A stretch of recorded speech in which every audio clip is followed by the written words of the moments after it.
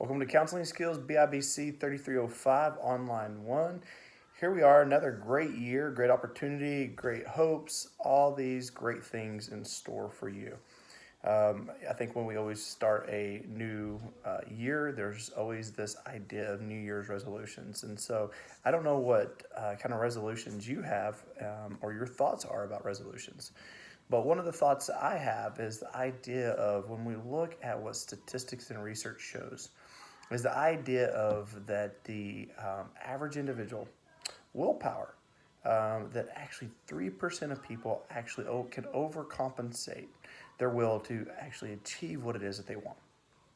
So why are we jumping in this? Well, I think it's practical. I think it's necessary and needed as we think through counseling skills. And of course, we'll jump into this, but as we jump into a new year, new semester, I think it's pertinent for us to talk about things like this, okay? And so if you've never had me, one of the dynamics that I do and that I feel like that is necessary is to make sure that we bring the field into the class so that you can start thinking about it in the here and now and become more just ready for the times when you do get ready for your practicum, for your internship, moving on for graduate school, if that is where God has you and that's something that you want. But the New Year's resolutions, we find so many people failing or not achieving, not being successful, if you will. And I think a lot of that dynamic is, when we look at something, we can see it from one of two lenses. So usually what I'll do is I'll hold up a water bottle, I'll hold up something, and as a result of that, I'll ask the individual what it is that they see, and I'll tell them what I see. And then we'll talk about the dynamics of how we're looking at the same thing through a different set of, or through a different perspective. And then when we turn the water bottle or whatever it is we're looking at, they can actually see that, guess what, we're looking at the same thing through a different perspective. So the dynamic of what it is that we're looking at, this new resolution, this change, if you will, the thing to evolve, enrich, strengthen, change. How is it that they're going to be successful in doing that? And a lot of times people take these grandiose ideas of the things that they want to change, and as a result of that, it doesn't become very objectional. Let me give you an example. It'd be something of the fact of, I want to be an Olympic swimmer. Okay, great. Well, what is our plan on getting there? Well, I'm going to go to the pool every day for 10 hours. Okay, let's see, you work, you have a family, you have all these things. Okay, how often are you going to the pool now? Never. Oh, okay. And you see this monumental jump that they have to make. And as a result of that, it's not broken up in bite sizes. And as a result of that, it seems overwhelming and then apathy sets in. And so again, when we look at the neurology and the research of these type of dynamics, is that 97% of people actually put into some type of plan, and as a result of that, it becomes very failure oriented. Think about your plan, put that plan to action, and make a success. Well, one of the dynamics that I don't take into consideration is this idea of stress and pressure. And so when we think about counseling skills, we think about the dynamics of what causes pressure within us, what causes stress within us, because the idea of this chemical called cortisol impacts us significantly. What has research actually shown the dynamic of cortisol is it impacts our creative element in our brain. It impacts the way that we approach things. It can make us approach with things with negativity. It can make us sick in life physically. It can make us fail. And if there's one other dynamic, and I can't remember that off the top of my head. So when we look at the practicality of the dynamics of resolutions and New Year's and New Hope, hopefully you'll take all these dynamics in play as we look to assess how to be successful in class and the things that we want to change to become a stronger student, a more enriched student, a more evolved student into what God's calling you into this class and into this school to receive and absorb and assimilate into all the things He has, so that, guess what, you can be that much stronger, that much more prepared in the very essence of life and the field of calling. So let's jump in to this foundational teaching on counseling skills. So are you called? This calling is very important and significant. Why? Because again, and I remember when we used to oversee practicum students there at the church that I was a part of. The church was a phenomenal church, still is a phenomenal church.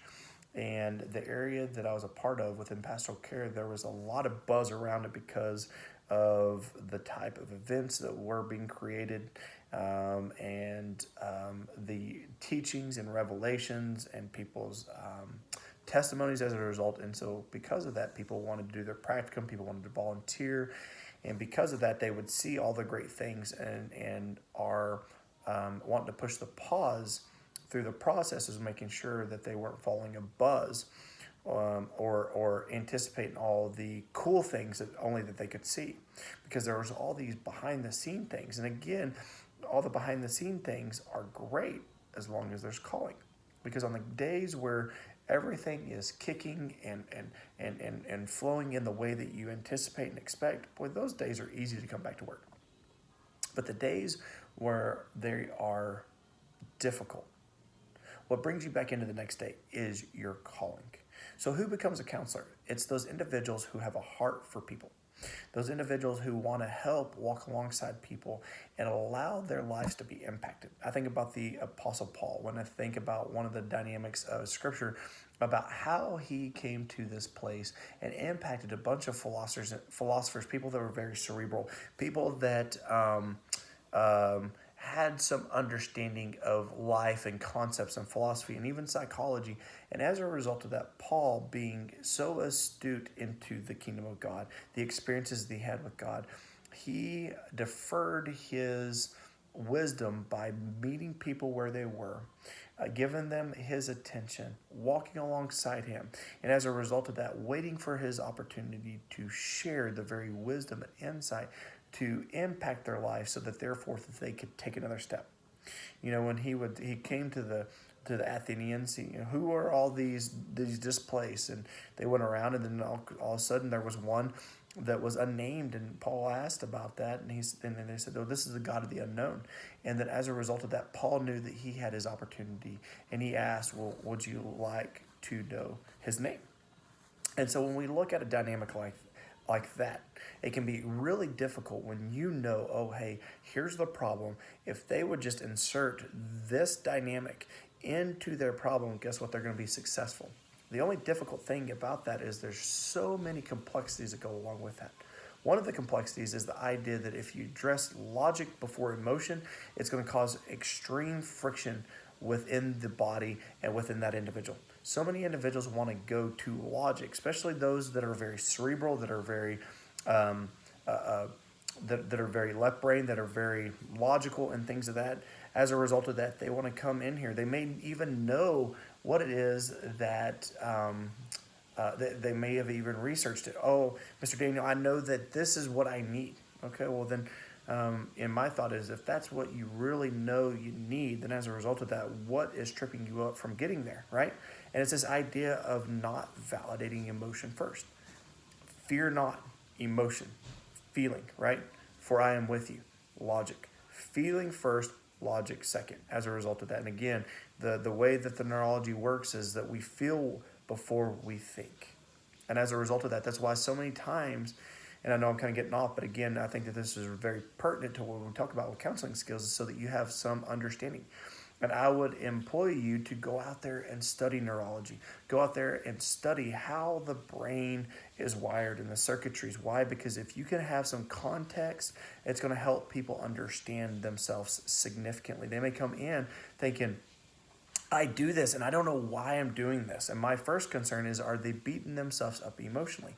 Because if they are, then as a result of that, the very thing that they want change in, even if they know what they're doing and they know the change to get to, they'll never get that. Why? Because they're constantly beating themselves up, and they're constantly putting their bodies in a state of fight, flight, or freeze, and they're constantly creating a shaming apparatus over them. And because of how they taught themselves how to comfort, they're not moving closer to the comforter, but to a comforting. And as a result of that, the very essence of what they've been taught to comfort is actually causing an issue, because it drives them right back to this cyclical dynamic of them going to shame themselves. I did it yet again.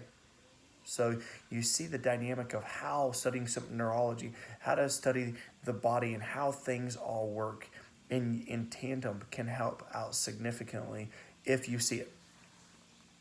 Why do we want to become a counselor? Because again, I think the dynamic is, at least for me, I know that God has come in, the counselor, and impacted my life, and He continues to impact my life for the greater. And as a result of that, He brings things into awareness, and as a result of that, I get to utilize the will that He's given me to allow this exchange beauty for ashes. And as a result of that, and I love that, and as a result of that, I want to help and walk alongside people to do that with them so that they are able to get to see the counselor through the counseling apparatus that they're a part of. So as a result of that, why is because they have a calling, is because they have a passion to walk alongside people. And so my question for you is, why do you want to become a counselor? Well, I don't want to become a clinical counselor. I maybe want to go into pastoral. Okay, well, that's great. But why do you want to do that?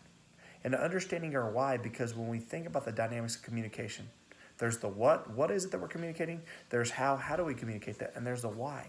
The why will always drive our conversation. The why will always drive everything that we do. So why is it that you're in this class? Why is it, and again, it may be because the institution of TKU as a whole said that in order for me to graduate with my degree plan, I had to take this class. Okay, that makes sense. That makes sense, okay? That is something externally driving us. But what would it look like for us to also be aware of that, but to assess it differently and say, okay, what is my internal why? Why could I possibly be taking this class, even though I know that TKU is asking me to take it? Why could I want to take it?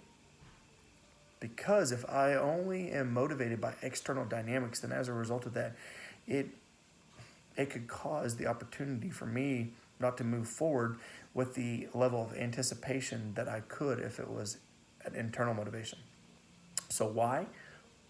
Because we love impacting people. We love helping people. We love getting to see people change, their families change, their lives change for the better as a result of that. The reason's not to become a counselor, because I want gratification. As a result, if somebody gets the resolution that they need, then I need the opportunity to be seen. Because as a result of that, that creates all kinds of healthy dynamics as a result. And so reasons not to become a counselor is the dynamic of having a dysfunctional family and wanting to go in there and correct them. The dynamics of our why can help us understand the reasons of why it would not be okay to be motivated to go into counseling. And are there individuals? Sure.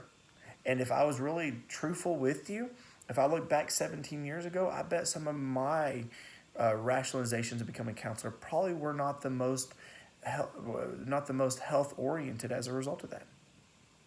Why? Because I thought the idea, wow, I listen really well, I talk really well, so as a result of that, there's opportunities of making great money. Why would I not? Okay, that's great that God's given us a great opportunity and a skill to listen and a gifting to listen. And God's given us a gifting to talk.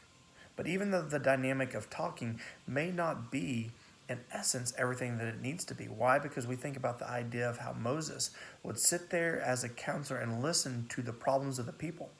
But if we journey back a little further, what we see is how Moses would assess himself in front of God as saying that I'm not a good orator. I'm not a great articulator. And that's why he sent his brother Aaron. Excuse me. So the dynamics of why do I want to be a counselor can help motivate us and give us context of the rationalizations of why, the reasons not to become a counselor. So what is the nature of this work? What is the nature of this work? It's fast, it's slow, it's high energy, it's low energy. It's a dance, if you will. It's almost like nailing jello to the wall, if I can say it like that. There's always new complexities. And just about the time that you think that you understand the dynamics is about the time that it evolves. There's new research, there's new perspective, there's new dynamics, there's new ways, there's new modalities. Every January is about the time, depending on if you want to become licensed through your state, is about the time that the licensure the state actually put new stipulations out for licensed counselors. And so about the first part of January, I know myself as well as all the other counselors are trying to acclimate, trying to be aware. What is it that the state's asking of us, and how do we unpack that in a way that we can be coherent and competent, so that we can actually do what it is that God's asked us to do by submitting to the licensing process. So what is the nature of the work? It very much so is a dance. Why do people seek counseling? They seek counseling because they're hurting. They seek counseling because they're fearful. They seek counseling because they're pain. Pain is a tremendous motivator. And when we understand the dynamics of what pain is, we understand the idea of this. We understand that pain motivates. It can either motivate us to move forward by inviting God into our pain, so that therefore that pain is that very threshold that stands in front of us, that as a result of that, if I feel that pain, I'm motivated, but I'm usually motivated to run back into old ways. When I think about the dynamics of pain, and we'll talk more about this because pain is tremendous. It is the very threshold that stands in front of people. And I think about Moses when he had Pharaoh's army behind him and he had the sea in front of him. I bet he felt like, oh my goodness, what is going on? But the idea of how God was assimilated into that process, it created the opportunity of walking through. And that's our part as counselors, is to help allow people to recognize the very thresholds in front of them, so that as a result of that, they understand that they have really two options. They can either continue to lean into the pain, which is not always a fun thing that we get to articulate, but it is our job, but to invite God into that pain. So therefore, he is the very source that breaks through the threshold of pain, so that joy and all those great things are waiting for us on the other side. We understand that through Psalm 23. Even though I walk through the valley of the shadow of death, right? The sea that stood in front of Moses, there was the apparatus of walking through it. So in that, why do people come to counseling? Because they are experiencing pain, and they need somebody to walk alongside them through it to eventually get to the other side. Let's see. Teaching people personal responsibility is a dynamic within counseling skills. Why? Because we understand one of the basic natures of mankind is to blame. Not in its original formation, but we see that within Genesis 3, one of the very first articulations when God approached man based upon what it was that they did. In Genesis 3, he created a doozy by blaming Eve and God in the same sentence structure. Wow. Boy, could you imagine how popular he was? He probably was public enemy number one as a result of that. But in that, the idea of one of the greatest things that we can do is help people become aware of what it is they're doing. So the opportunities of them being able to take ownership. We see this early on within God addressing Cain, right? The idea of him coming and asking the very question, why is it that you're so angry? It's not like God was hoping that Cain was going to give him a revelation that he wasn't aware of. It was the idea of helping Cain be aware of the very feeling of anger that he had, so that therefore he can own it and be able to assimilate God into that, so that integration and healing and forward movement can happen. But as a result of that, he didn't. And of course, we understand the devastation as a result. So we also understand the counselor-client relationship. And this is what's interesting, is the dynamic of, depending on where you are and what it is that you do, that there are differences, right? From a pastoral standpoint, non-clinical, that the client, and again, we probably wouldn't even communicate that as kind of a client, if you will, right? But just from a verbiage standpoint, we'll continue with that word client. You know, people from the standpoint of pastorally, they come to people that they know, right? They want to interact with this pastor because they have a relationship with them. Well, clinically, that's what we consider a dual relationship. So there are some complexities within that. And as a result of that, how do we relate with those individuals and those clients based upon what areas we express the very calling that God's put in us within a church, outside of the church. And so the client relationship of, do I self-disclose? And if so, how much? I know some people have a perspective that you never self-disclose. Okay, great. Why is that their perspective? What's driving that? Is it because of their perspective that they don't need to know? Well, again, that's probably not the healthiest perspective. Is it from the standpoint of, guess what, this session isn't about me, and as a result of that, I don't want for them to feel that I'm trying to make this session about myself? Well, that's a better perspective of why you potentially wouldn't self-disclose. But I think that there are times when self-disclosure based upon the client relationship could be healthy. Why? Because it can give context. And what do we know about context? Context drives grace, thus forgiveness.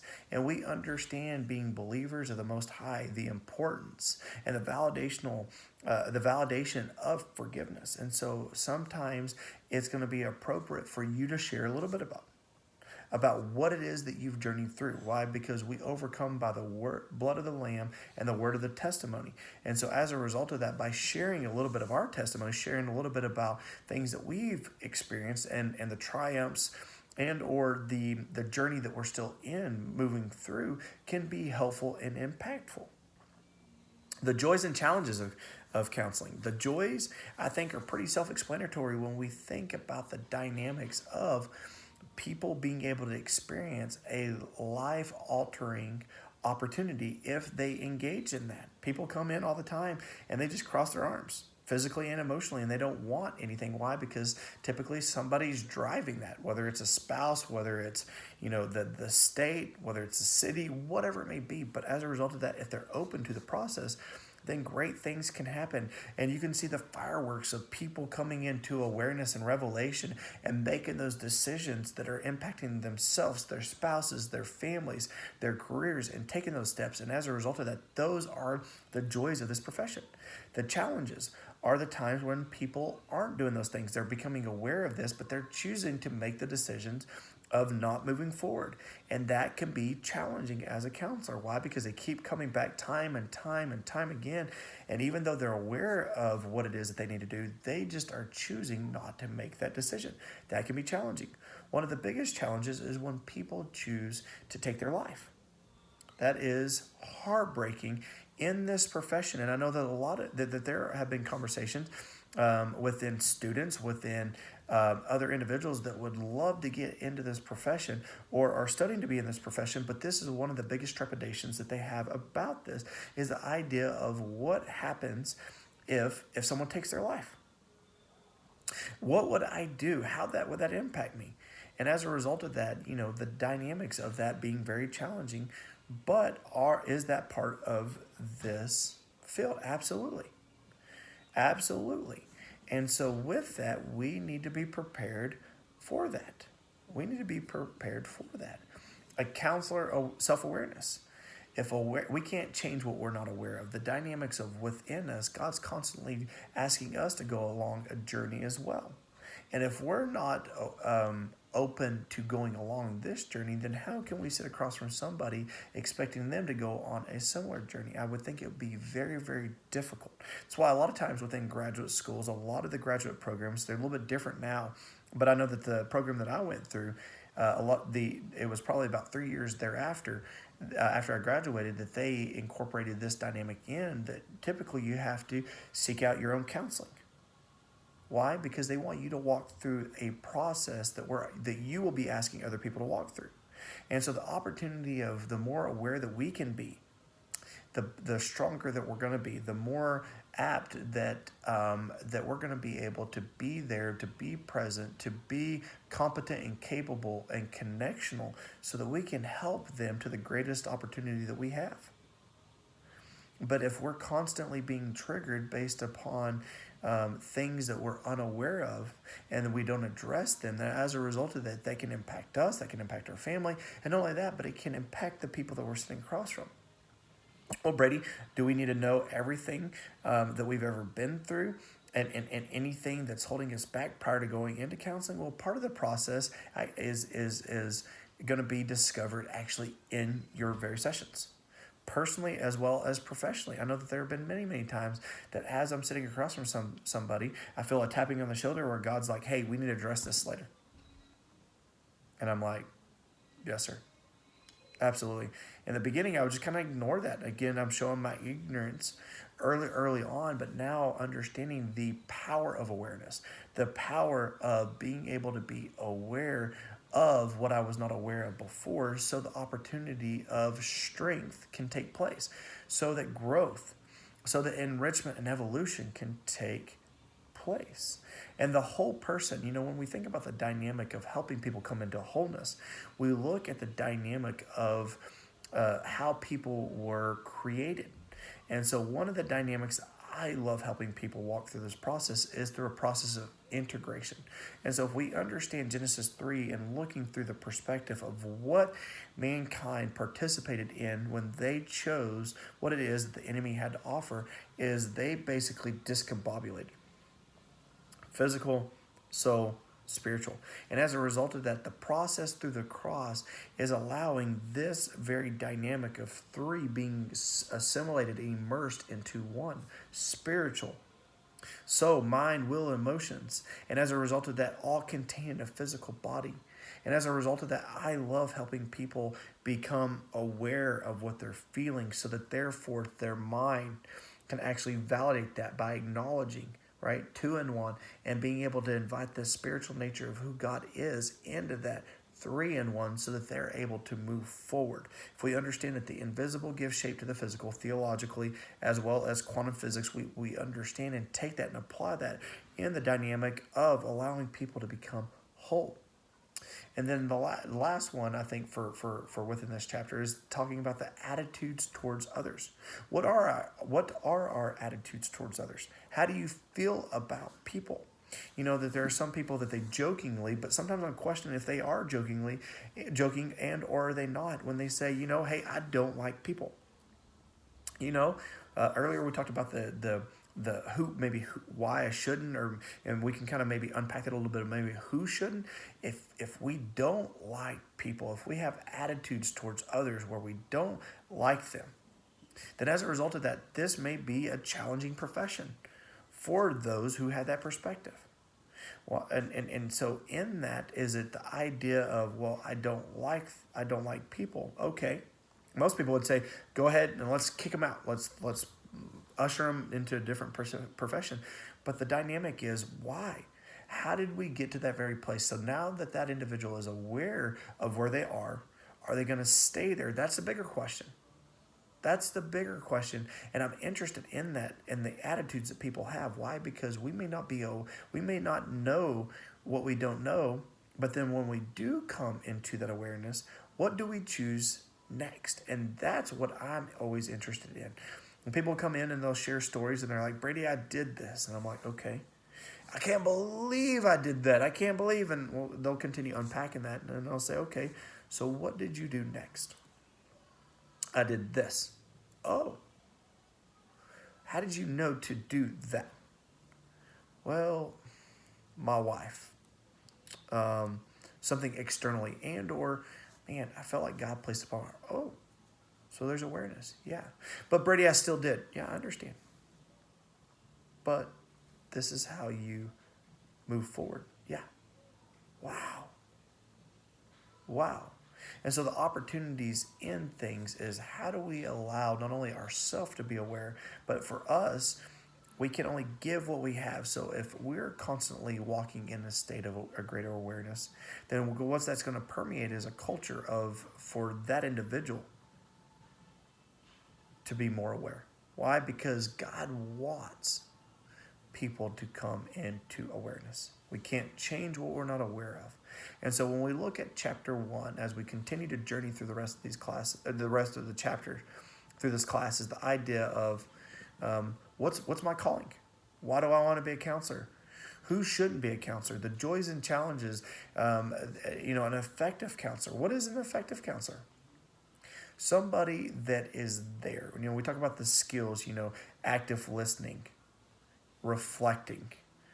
The idea that somebody can sit across from and create a safe place so that somebody has the opportunity of feeling safety and security to unpack what it is that's impacting them.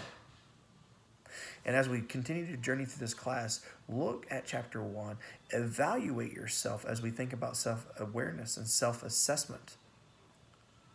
Why do you want to counsel? Whether that's in the church, outside of the church. What's calling you? Why? What's your why? What would be the joys that you could anticipate? What are the challenges that you can anticipate? What are the awarenesses, the awareness that need to be had as a counselor? What are the awareness that you think I'm not even aware to even know what to ask for? Guess what? We can start asking that now. We don't have to wait till we get in the field. Let's bring the field in now and start asking these things so that we can allow God to create that awareness in us today to impact us not only today, but the future. So welcome to Counseling Skills. Excited about week 1. Make sure you look over the syllabus. Make sure you're aware of everything that's being asked of you. And guess what? We're going to have a great week and we're going to have a great semester. Look forward to seeing you in the discussion board and throughout the rest of the semester. Thank you.